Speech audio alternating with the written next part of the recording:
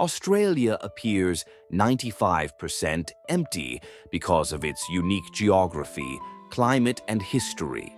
Here's why. Harsh climate, arid or semi-arid, with extreme heat, little rainfall, and scarce water sources. World's largest deserts, like the Great Victoria and Simpson deserts, make it difficult for large populations to settle.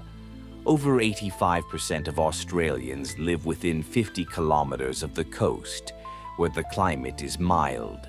Major cities like Sydney, Melbourne, Brisbane, Perth, Adelaide are located along the coast.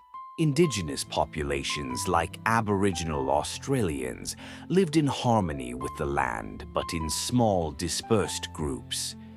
European settlers focused on coastal regions where the climate was more suitable for farming and industry. Most economic activities, trade, tourism, business are tied to coastal cities, leaving inland regions underdeveloped.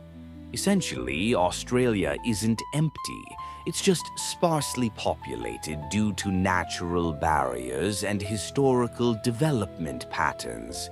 For more such amazing facts, like, share and subscribe.